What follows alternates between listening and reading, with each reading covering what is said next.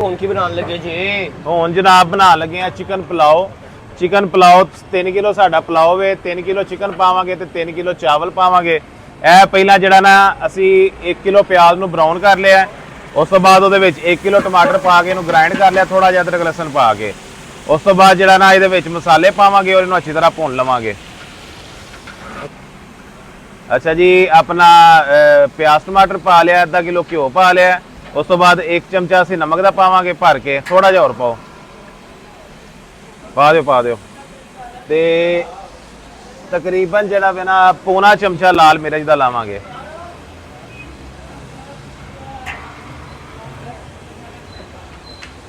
ਇਹਨੂੰ ਅੱਛੀ ਤਰ੍ਹਾਂ ਭੁੰਨ ਲਾਂਗੇ। ਉਸ ਤੋਂ ਬਾਅਦ ਚਿਕਨ ਪਾ ਕੇ ਉਹਨੂੰ ਅੱਛੀ ਤਰ੍ਹਾਂ ਭੁੰਨ ਲਾਂਗੇ। ਜੀ ਸ਼ਾਹ ਸਾਹਿਬ।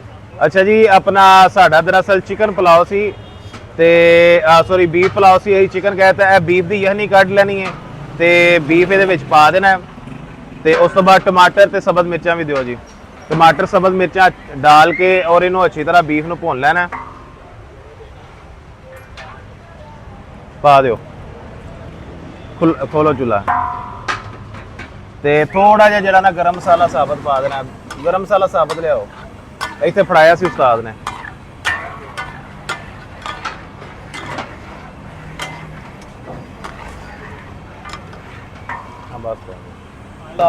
ਅੱਛਾ ਜੀ, ਸਾਬਤ ਗਰਮ ਮਸਾਲਾ ਥੋੜਾ ਜਿਹਾ ਪਾਵਾਂਗੇ, ਬਹੁਤ ਮੁਨਾਸਬ ਜਿਹਾ, ਔਰ ਇਹਨੂੰ ਅੱਛੀ ਤਰ੍ਹਾਂ ਭੁੰਨ ਲਵਾਂਗੇ। ਉਸ ਤੋਂ ਬਾਅਦ ਇਹ 'ਚ ਯਖਨੀ ਪਾ ਲਵਾਂਗੇ ਬੀਫ ਦੀ ਤੇ ਚਾਵਲ ਪਾ ਕੇ ਦਮ ਲਾ ਦੇਵਾਂਗੇ।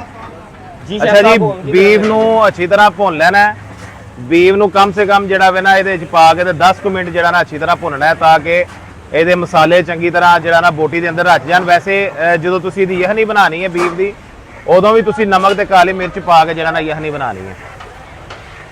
ਸਾਹਿਬ ਹੁਣ ਕਿੰਨਾ ਪਾਣੀ ਪਾਣ ਲੱਗੇ ਜੀ ਇਹਦੇ 'ਚ? ਇਹ ਪਾਣੀ ਨਹੀਂ ਜਨਾਬ, ਯਖਨੀ ਸਟਾਕ ਪਾਵਾਂਗੇ। ਪਾਓ ਜੀ, ਪਾ ਦਿਓ ਬਸ। ਅੱਛਾ ਜੀ, ਯਖਨੀ ਜਿਹੜੀ ਹੈ ਗੋਸ਼ਤ ਦੀ ਉਹ ਪਾ ਕੇ ਇਹਨੂੰ ਜਿਹੜਾ ਨਾ ਬਬਲਿੰਗ ਤੇ ਲਿਆਵਾਂਗੇ ਤੇ ਉਸ ਤੋਂ ਬਾਅਦ ਚਾਵਲ ਪਾ ਦਿਆਂਗੇ।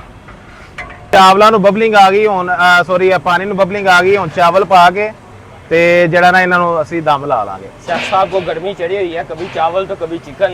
यस शेफ साहब बताएंगे आपकी सूरत हाल इस टाइम क्या है?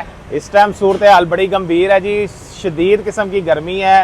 आज मई मेरे ख्याल से 30 मई है और गर्मी की फुल शिद्दत है, लेकिन हम लोग लगे हुए हैं ये कबाब मसाला भी साथ साथ बना रहे हैं।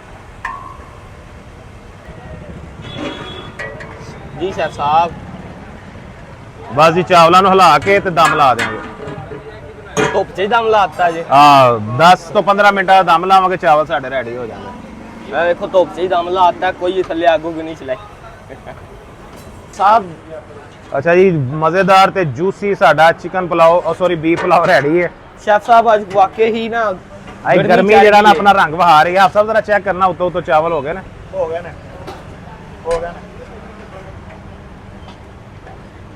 ओह हो सुभान अल्लाह, माशाल्लाह, ऐसा बेहतरीन और जूसी पुलाव रेडी होया जी कि छाड़ ही गल्लां दिओ।